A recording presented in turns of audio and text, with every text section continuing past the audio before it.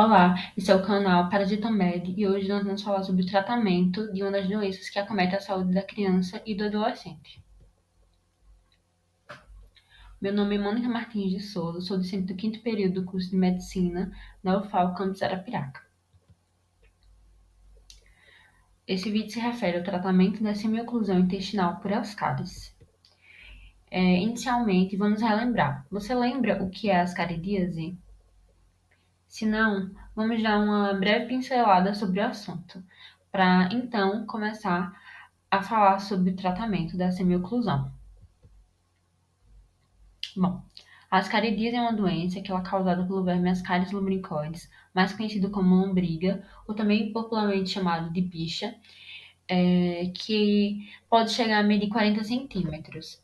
É o geominto que apresenta o maior tamanho corporal e é o mais importante sobre o aspecto epidemiológico, pois pode infectar milhares de pessoas. Para se ter uma ideia, uma fêmea, em média, junto com as fezes, pode eliminar cerca de 200 mil ovos por dia. E aí, como acontece a contaminação?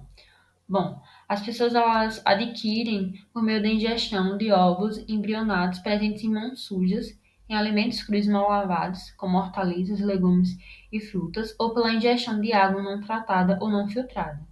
Hábitos inadequados de higiene, como não lavar as mãos após utilizar instalações sanitárias antes da alimentação ou na manipulação de alimentos, são importantes formas de contágio. Já em relação às crianças, elas costumam se infectar ao brincar em solos contaminados. As mãos sujas podem levar os ovos diretamente para a boca ou contaminar brinquedos e objetos que entrarão posteriormente em contato com a boca de outras crianças. O local da infecção. O local da infecção é o intestino delgado, principalmente o jejunho e o íleo. Eles acabam se depreendendo-se no lume intestinal e assumir uma postura em U e exercer uma pressão contra as paredes.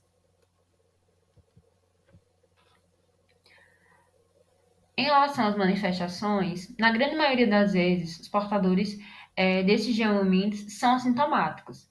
Entretanto, altas cargas parasitárias e ocorrência de poliparasitismo, ou seja, quando esse indivíduo apresenta mais de um parasita, podem desencadear algumas manifestações clínicas que podem chegar, inclusive, a ser severas. No caso da ascaridíase, e mais especificamente falando sobre as manifestações gastrointestinais, esses indivíduos eles apresentam como principais sintomas a dor abdominal, a diarreia e a distinção abdominal. Só que eles também podem apresentar outros sintomas que também são comuns, como náusea, vômito e perda de peso. As crianças contaminadas, elas podem apresentar desnutrição e atraso no crescimento devido à redução na absorção de nutrientes importantes pelo intestino. Eliminação de vermes adultos nas fezes também pode ocorrer. Em caso de grande infestação de vermes, um bolo de ascaris pode causar uma obstrução intestinal, sendo necessária intervenção cirúrgica ou endoscópica para a remoção dos vermes.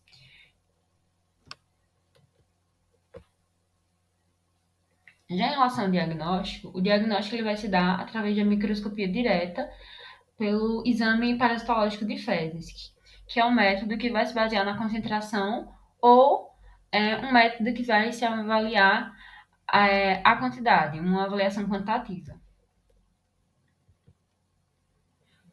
Finalmente, a gente vai falar sobre o tratamento. O tratamento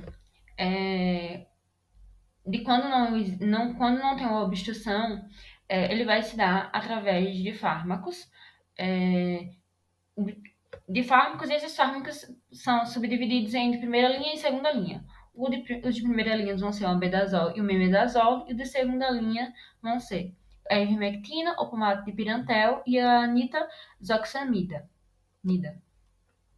Já indo finalmente para o tratamento da obstrução intestinal pelas cáries, a gente vai analisar passo a passo. Então vamos lá.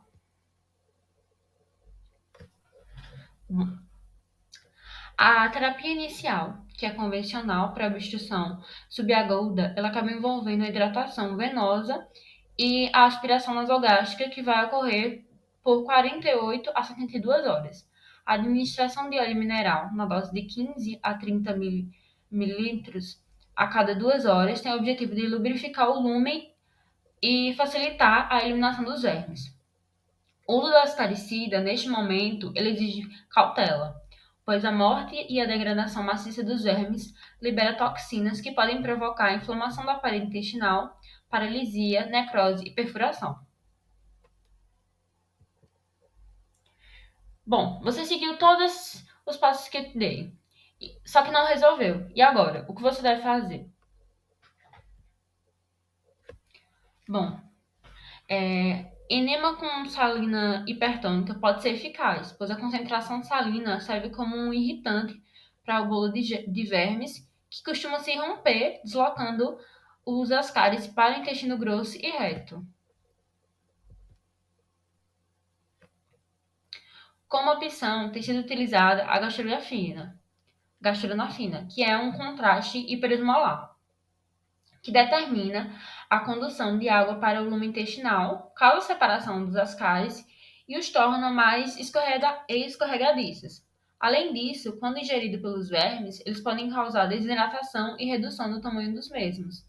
A dose ela vai variar de 15 a 30 ml e a diminuição depende da faixa etária.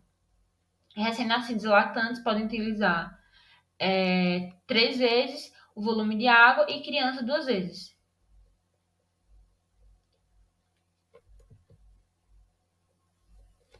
O tratamento cirúrgico da obstrução intestinal é indicado em pacientes com sangramento retal e toxemia ou naqueles que não respondem ao tratamento médico.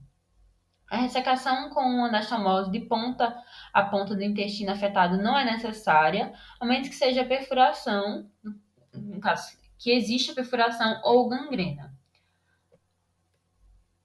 A técnica mais comum de desobstrução mecânica é a laparotomia e a massagem do bolo de vermes infectados em direção ao colo.